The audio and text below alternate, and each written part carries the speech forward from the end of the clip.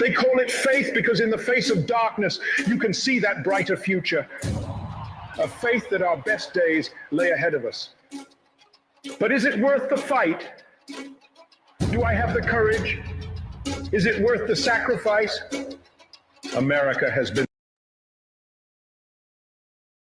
worth it every single time.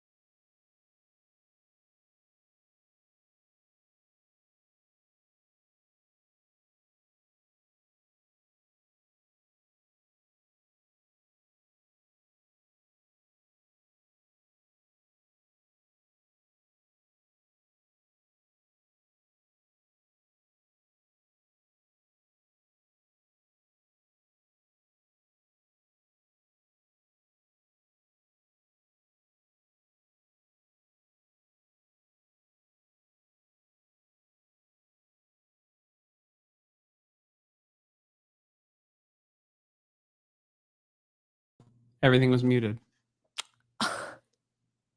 Everything was fucking muted. What? Everything was muted. I had the mute button on because everything reset. Radio? No, because the Rode audio system just reset. Let's just start it from the beginning again. Fuck me. Honestly, like that. And it's because the thing reset itself. Thank you, Orleans Child 717. Did they tell you that? Yeah, but we can't we can't reset it. So let's pretend that we're just starting again. Ready? Well, welcome to Tim Runs His Mouth. I'm fucking pissed. Like, honestly, every goddamn one of these fucking podcasts starts off with something going wrong. And like this was, we were like 3 minutes beforehand. I go to put one new song on. By the way, I went to put Jeopardy theme into our mixing board. That's what did it. I have that stuck in my head. And then it was like auto reset, right? So like then they were like, we have to update the new stuff, and so it updated and it muted in StreamYard. Fuck me. Did no one in the chat one in the chat on Rumble say anything? Were you not looking at the chat on Rumble? No, because I was literally watching the video because you started off with video. Let's start this shit again.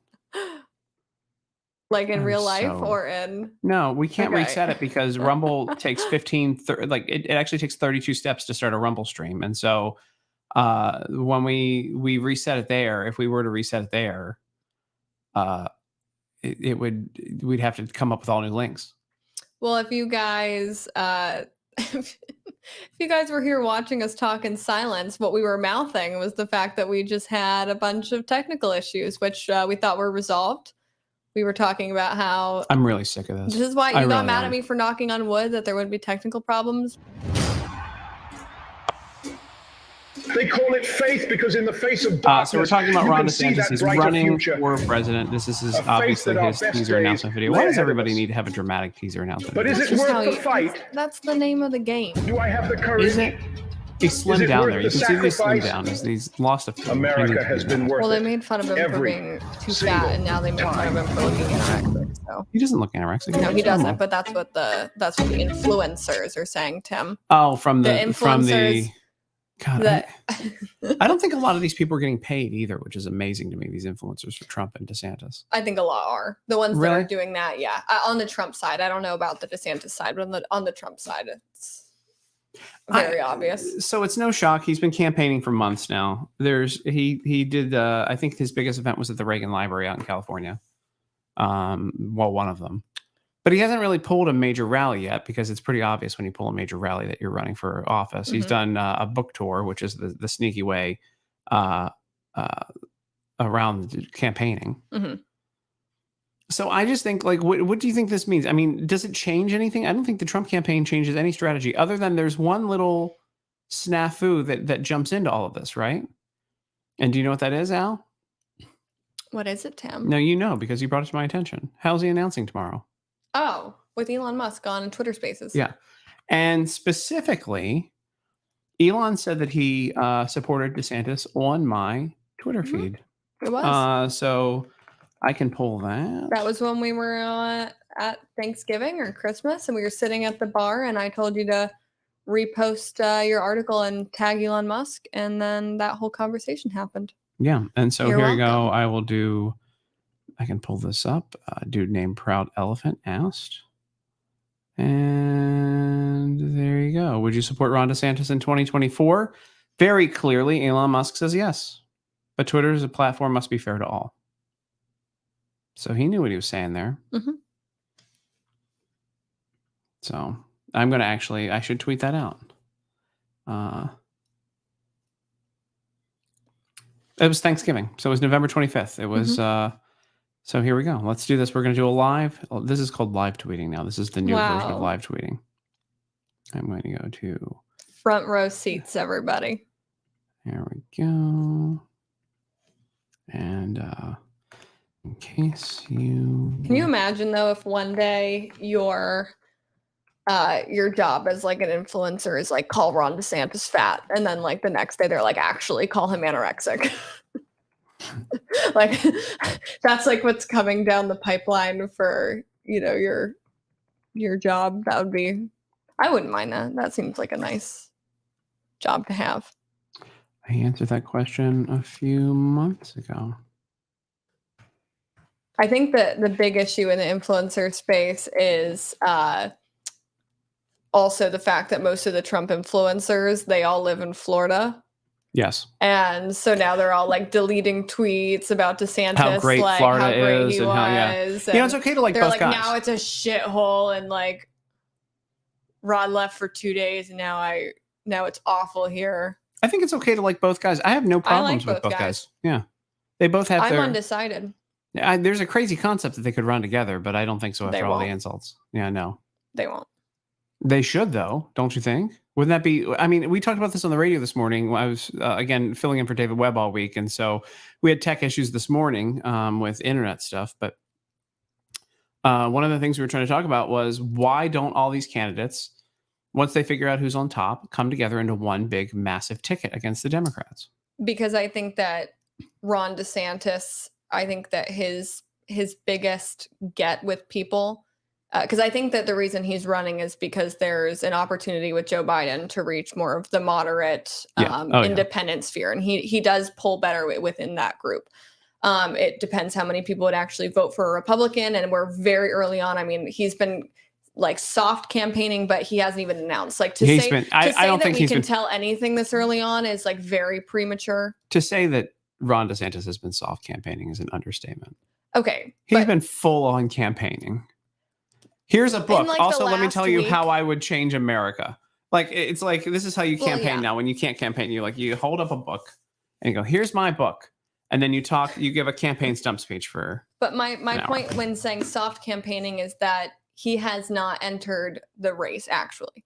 Like every poll that has been done has been off of the assumption that he will run, not that he's in the race. And then also, now that he's actually in the race, there's going to be a lot of, primary infighting that goes on. There's already been a lot from the Trump side. He's kind of stayed out of it. I'm curious to see if he maintains that posture or if, he starts going more aggressively against Trump. But I think that with his approval amongst moderates and independents, that comes directly from people seeing him as the non-Trump candidate. And I think that, as he goes forward, presenting more of a, refined, it's the reason why people hate him and like him more or less than Trump. They're very different in their demeanor, very similar in policy, but the way that they present themselves is different to the public. And I think that that's where the main reaction comes from. So I don't think it would be a benefit to DeSantis to run with Trump. No, and this was the big strike, by the way, and everything that happened. This was the one line that DeSantis did take a swipe at Trump. There's been very few that he's been taking swipes at Trump, but this one in particular, this was one of them. And here we go. I don't know what goes into paying hush money to a porn star to secure silence over some type of alleged affair. I can't speak to that. But what I can speak to is that if you have a prosecutor who is ignoring crimes happening every single day in his jurisdiction, and he chooses to go back many, many years ago to try to use something about porn star hush money payments, that's an example of pursuing a political agenda. There you go. Mm-hmm. So, yeah, I mean, he was talking about the Alvin Bragg case against Trump, which is total BS, by the way. But he threw in the jab about paying hush money to a porn star. Mm-hmm. And the Trump people went crazy on that, but the Trump people have been insulting him for how many months now? Basically, since the the first one was the night before the election. Campaign has begun. It was the night before the election, the general. Oh, really? Yeah, because remember that was the big thing about. That's right. About Trump going up on stage and, Did he drop to sanctimonious then? Yes, that was the first time he dropped to sanctimonious, and people were upset because they're like, we need to win this election. And so anything that you say messaging wise that could prohibit that is not good for our side. So I think it really depends, because obviously that's more of a backhanded, kind of more passive aggressive insult than Trump will just go like straight for the jugular. So I think it just depends what people prefer, how they go after each other, what people's preferences are. Do they want the Trump style where he goes for the jugular? A lot of people are worried that DeSantis is too weak, especially as we have so many questions up in the air about, our future as a country. I mean, I'm leaning, as long as Trump can hold it together, I'm leaning, I want a mouthy, scary guy as our president. The next guy's got to scare the shit out of the rest of the world. Mm-hmm. And I want to see what DeSantis looks like when he does that. He got a lot of legislation done when he had he appropriately got everything he needed to get done in Florida, and went above and beyond. But does he scare? Like, I really want somebody who mentally and physically scares our enemies right now. And I think the only candidate that in the entire field, I'm talking about Democrat and Republican, is Trump. Yeah. But again, and also we already know what we get with Trump when it's more of a risk with DeSantis. Yeah. We know that he's been a great governor. It'll be interesting how they break down when they really get into the nitty gritty on their key issues. I think already you're seeing a split a bit with Trump and the pro-life community and the Christian community, because, he's saying that to win, he needs to go softer on the abortion issue, whereas that's been something that DeSantis has been really harsh on, and Trump has in the past too, but he's kind of said the quiet part out loud as far as what needs to be done and what needs to be said in order to be winnable. But I just don't know. Trump has such a bad rap with anybody that would be, pro-abortion, that I don't even think that saying that, I think it just isolates him from his base instead of expands it. I don't know how much of a Trump base there is to expand. I think it's definitely the strongest that there is amongst anyone that's running. So I want to read some of the comments in the middle of this. Okay, Azure. Hold on. No. Dagna actually is in here and says he's not Trump without the baggage. He's Bush without the stupid. Interesting. And everybody's saying DeSantis for 2028. Mm-hmm. I think that's fair, honestly. But I do too. But he's running now. But yeah, and they have to get on the same page at some point, right? Mm-hmm. They literally have to get on the same page, and I don't know that they can ever. I don't know if they will. I hope that they will, but. Okay, Azure also adds Trump's hated by the deep state, and that's good enough for me. Kind of same. Like the stuff. Who would dismantle things and make things fair for everyday Americans again? I have an issue with that statement. But okay, go ahead. Because I think that Trump broke up the establishment. But he's also been surrounded with, as is DeSantis, with a ton of grifters, and so there's a lot of people, and even the people on the Trump side that cry uniparty, actively take part in things like that. So I think that it's a little bit dangerous to simplify things based off of the key messaging. Like, you really have to look into this stuff deeper than what are the buzzwords that both campaigns are going to throw around.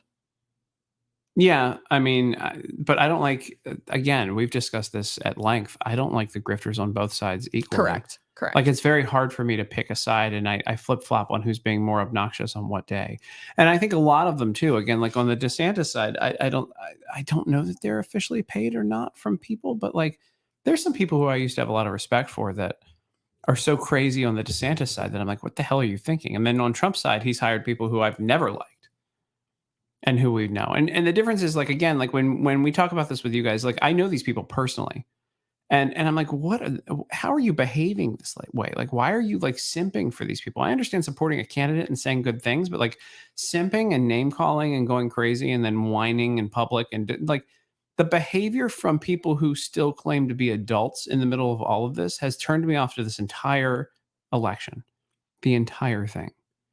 I mean, it's disappointing, honestly. I'm like the parent now who's like, I'm so disappointed in you. And they're like 55-year-old, 60-year-old men acting like fucking lunatics for these things. And I don't understand what their goal is with all of this. Money?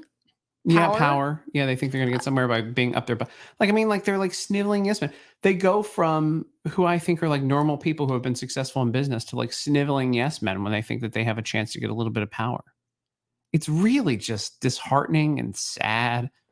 Like, ugh. I've never been like that. I would never be like that. I don't think you would be either.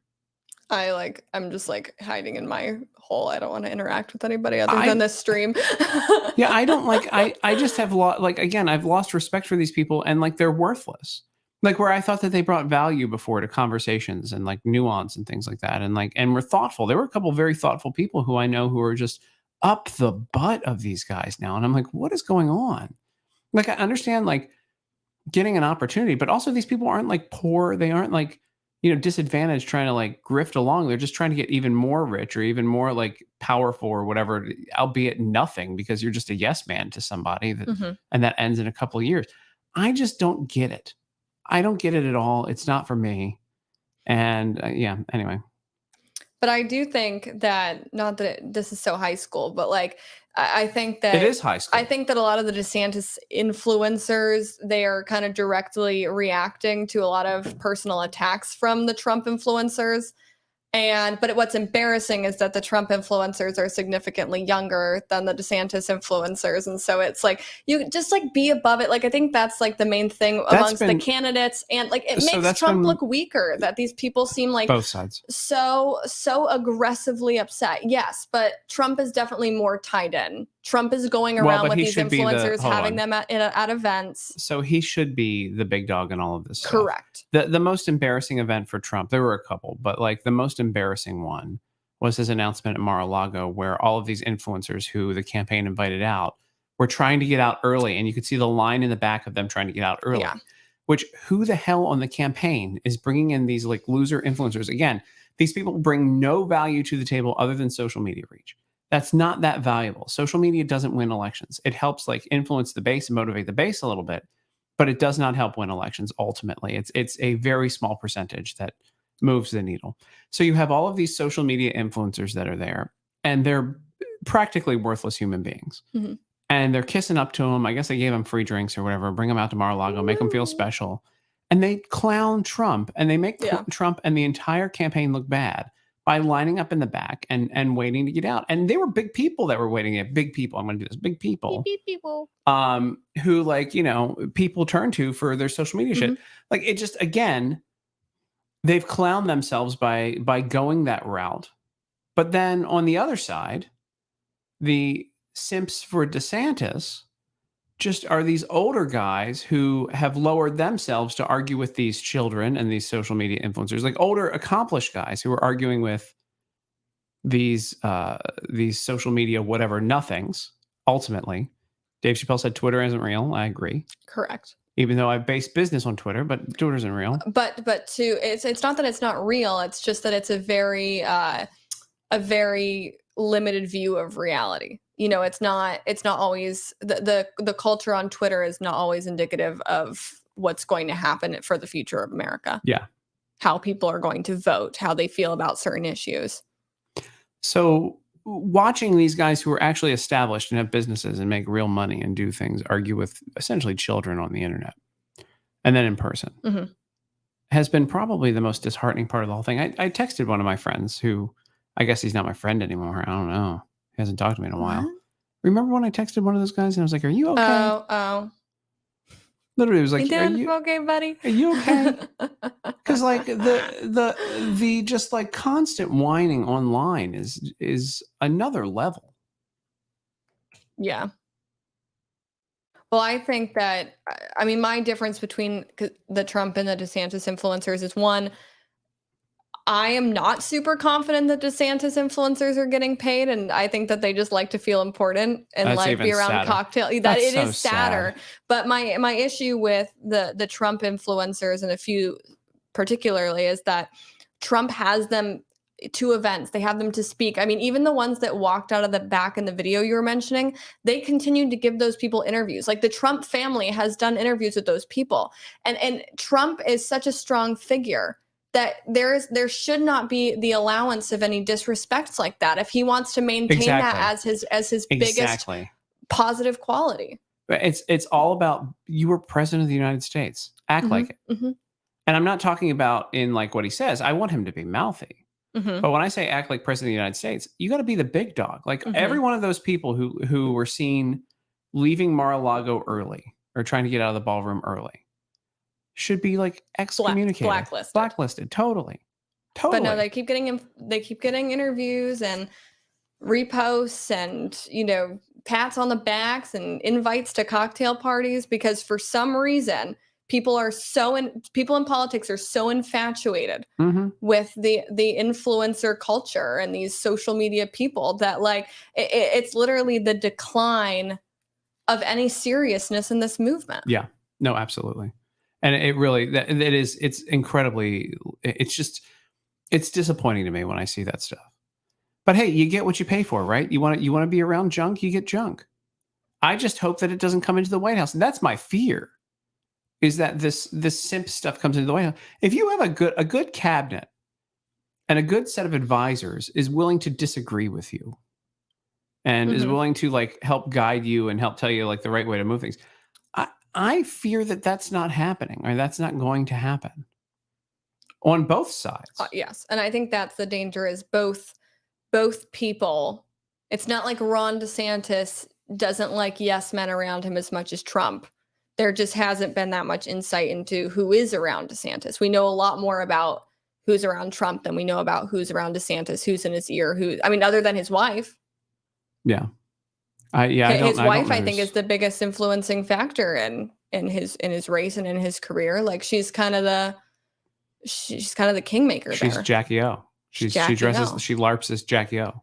I will say though, everyone shits on her for like dressing like Jackie O, but like I go to these Turning Point conferences and that's how like 21-year-old girls dress. I mean, she too, does and pull that's it off, a little right? bit more She embarrassing. pulls She it does. off, She's but, very like, beautiful. She's very elegant. But it's not.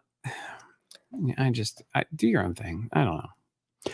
I'm exhausted by the entire situation. And then we have to take a look that after all the smoke clears, are they going to just prop up Biden again for another 4 years?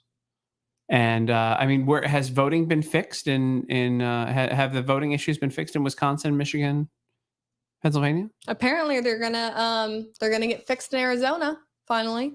Well, Miss Lakes has a new organization.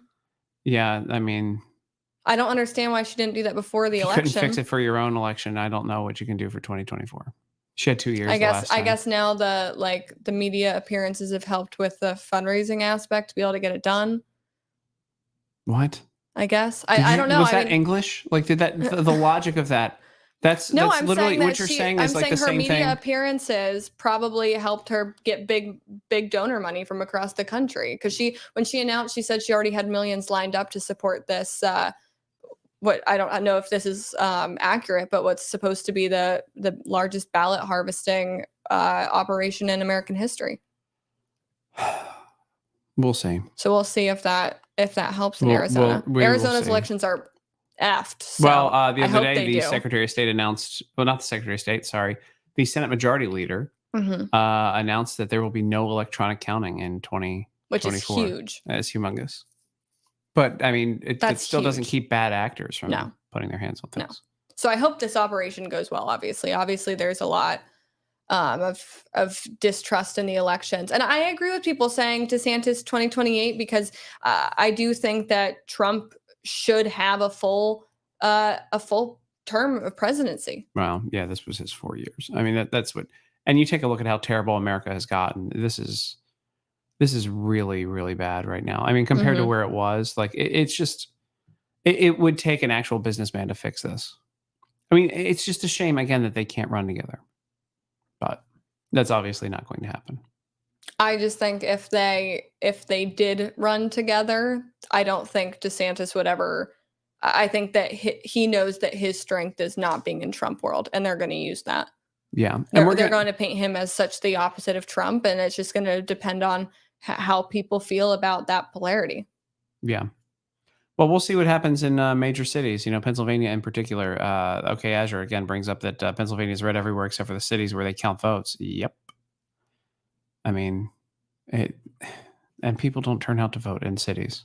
That's the other thing too. But they magically do for presidential elections and only vote for president on their ballots. What else is happening in the news? So hold on, let's go into Twitter a little bit, and the role that's going to play. Okay. Because I know we brushed over it in the beginning a little bit with Elon Musk saying that he, in theory, would vote for DeSantis.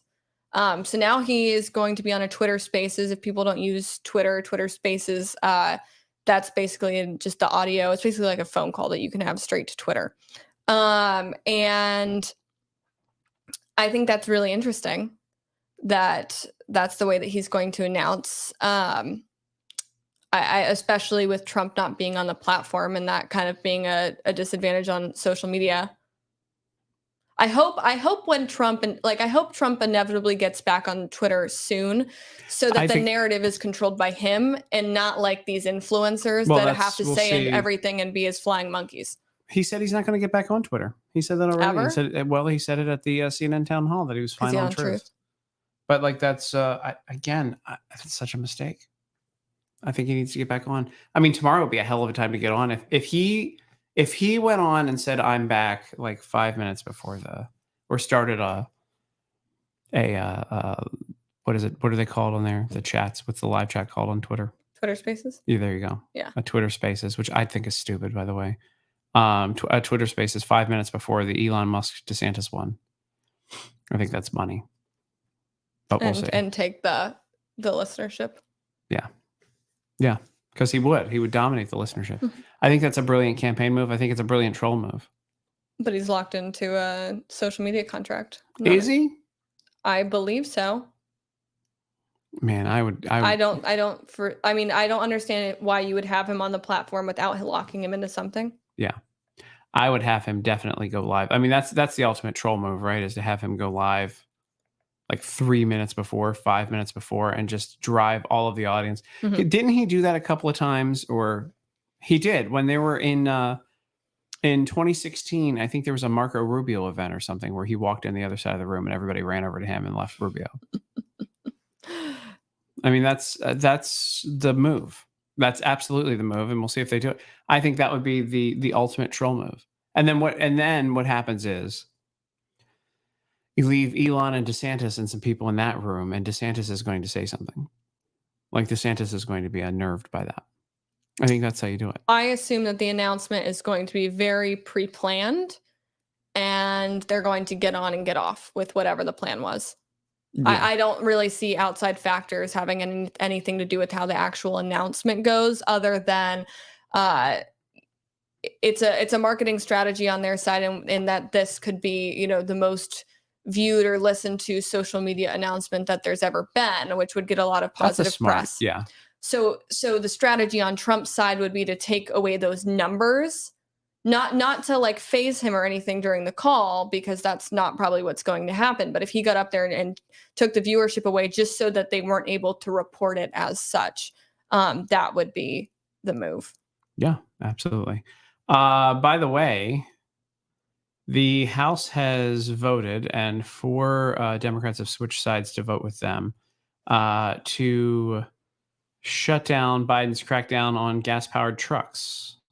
Again, environmental rules targeting truck emissions could lead to a litany of further supply chain disruptions. Troy Nails is actually who ran that. He's a friend of the show. So Friend of the show. What do you mean by that, Tim? Well, he's a good guy. We talk. No, I know. I was quoting the EPA has been making all of these rules, again, acting unilaterally to make all these rules, like trying to eliminate fossil fuels. Talked about it on the radio this morning with the land commissioner, the Texas land commissioner. And like it's here in Texas, they're trying to get all of the coal power plants to be hydrogen powered plants in like 10 years. It's like, that's not going to happen. Yeah, they can't do it. So they also tried to do this with trucks and trucking companies, and they're getting voted down by Democrats, and it'll probably be shut down by a court. Yeah. But I mean, this country's screwed if we switch off of oil and go to. I mean, the electric grid can't handle it, and then you destroy the electric grid even more if you're getting rid of coal power plants and switch it to hydrogen. So sorry, I changed the topic. I mean, it's a good thing. I think that going forward, if we're going to talk about, the presidential race, like it's going to have to become less about the guys who are running and more about what are the issues that are actually impending that affect America, and then holding our politicians accountable to making sure that we have a country at the end of their term. Whoever gets in next needs to just shut down the EPA and all of the regulations. What's the point of it at this point? I mean, honestly, what's the point? Maybe cut it down to like a 3-person operation or something. Well, and you look at like states like California that have already like put measures into place to cut back on carbon emissions, and they're like, please turn off your lights after a certain amount of time because we can't handle this. Like they do not have, even just in the measures that they've been pushing, they do not have the resources to sustain these policies. Yeah. And that's happened to Texas already a few times when things hit. But like, again, there's such a draw on the energy grid because everybody's gone with these trendy Teslas and electric vehicles that do not do well, by the way. No one can handle it. If we switch over to electric vehicles, the power grids, nowhere will the power grids in America be able to handle it. And trucks can't haul things. Have you ever seen the video, the side-by-side videos of trucks hauling where one is diesel and one is electric? And like the electric vehicle like runs out of power in like 15 miles. I mean, it makes sense. Yeah. It's only designed to pull so much. It doesn't take rocket science to understand that. Yeah. Where diesel burns evenly regardless. So it's annoying. It's just kind of scary where the country's going with this stuff. So what do you have anything else that's coming up? Because I don't want to talk about DeSantis and Trump anymore. It's okay. We'll probably have to talk about them tomorrow. I know. Well, what was your I'm doing the opposite of what you just said, but because you had radio callers call in this morning and you took calls from people's different opinions. What's the opinions on the ground? What are people calling in and saying? What's the consensus? Trump. Nobody that called in the radio today supported DeSantis at all. None. Really? And I'll do it tomorrow because it's easy radio, to be honest with you. But it's literally across the board Trump, and they wish that DeSantis would be the vice president with him. So most of them have a favorable opinion of DeSantis. All of them have a favorable opinion of DeSantis. They just don't want him right now. Yeah. I mean, again, it's just like nobody doesn't like these guys. The only people who hate either one of these guys on the Republican side right now are either rhinos or the people paid by campaigns. Right. Other than that, I'm trying to think what else we talked about today. I talked with you today. It was just fun. Dude, it was such a frustrating day on the radio. Like Tim had Wi-Fi problems all day. And then when I got it together, the connections, the producer wasn't patching through phone calls properly. Like I couldn't hear phone calls. I remember that. And so it was just an hour of mess. And then when I don't have it, when internet's not working, I try to get people to talk as much as possible to make sure that it stays consistent so I can hear. Yeah. Because I hear nothing. I hear myself in my local system. And so I hear nothing when I'm on the radio and there's no feedback whatsoever. And his microphone's like, okay. I know when I put on my headphones, I was like, he said one word and I could not hear at all. No, because I don't think that was the whole time. Yeah. Oh, yeah. I would have been very alarmed. And so that's why I started taking more calls so that I knew that the radio wasn't, and I hate taking calls because I think it's lazy radio to do that. But That's the thing. The other thing that happened, there's another news story here, and I'll bring it up. The IRS commissioner denies intervening to retaliate against whistleblowers connected to Hunter Biden complaint. Oh yeah, I saw that. So this guy is saying that they didn't reassign this person, even though the DOJ actually told them to, and they did. Yeah, the IRS whistleblower. Hold on, this is who's speaking here? So where's the disconnect there? I don't know. The IRS whistleblower you reference alleges that the change in their work assignment came from the direction of the Department of Justice. As a general matter, and not in reference to any specific case, I believe it is important to emphasize that in any matter involving federal judicial proceedings, the IRS follows the direction of the Justice Department. That's from the director of the IRS commissioner. But he was absolutely reassigned. And let's see. I want to see if this is more stuff from him. I don't want to hear any more from this guy. What is this? Today, the Internal Revenue Service criminal supervisory special agent we represent was informed that he and his entire investigative team are being removed from the ongoing and sensitive investigation of high-profile controversial subject about which our client sought to make whistleblower disclosures to Congress. So they did. They shifted this guy off.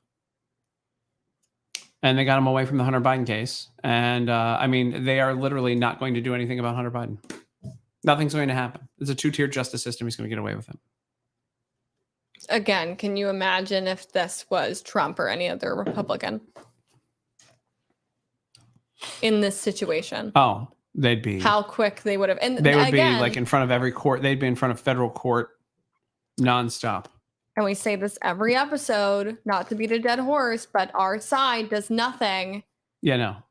They take no action. Even if they don't have the power to see something all the way through, they don't even put the pressure on. Yeah. Other than the pressure on people to follow them on Twitter or sign up for their email lists. Yeah.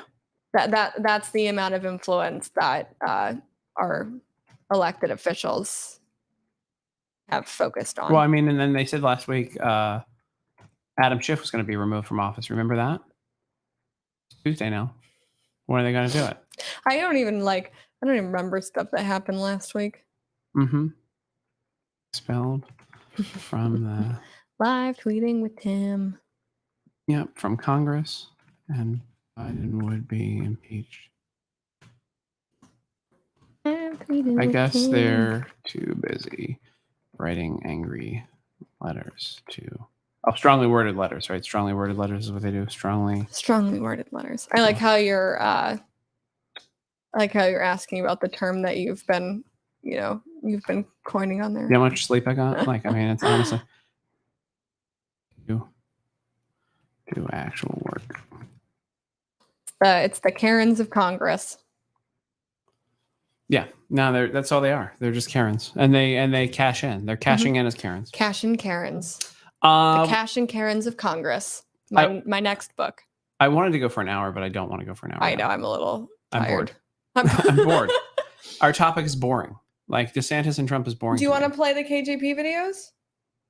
Oh, did you put her in the picture? No, but we don't have to talk about just things that are in the picture. I can't put everybody in the picture. There's already 5 people in the picture. I don't want to. I think we come back strong tomorrow. I think that's what we do. Because honestly, 3 hours of radio plus. We did 5 fucking minutes of this on mute, and that really threw me off. And then and I had everything set up. So like we'll come back and we'll do it tomorrow, and we'll have a good one. And we should try to work on the schedule so that we can do daytimes and other things too. Yeah, so that's the thing. We're going to be switching up our schedule a little bit. So if you somehow don't follow Tim on Twitter already, keep an eye out there. Tim runs his mouth everywhere. We'll have the updated streaming schedule, but we're going to switch things around, do some days in the afternoon, add in a weekend stream, and just kind of, switch up times so that we can attract a larger audience and hang out with more of you guys. So if you are here, and you don't follow on Rumble or on YouTube, make sure that you follow on both, please. Thank you very much. And like this video, it helps us out. And we, for the time being, are streaming on weeknights at 9 Eastern time. So that's where we'll be tomorrow. But keep an eye out on socials for updated stream schedule. But until then, on Thursday we're gonna have to pack up. We're to going go on a road. trip. Yeah. So. We're going on All right. a trip. It's the Tim Runs His Mouth podcast. I need a break. Gonna go for a walk? In a little bit. Okay. All right. All right. See you soon. Bye, everyone.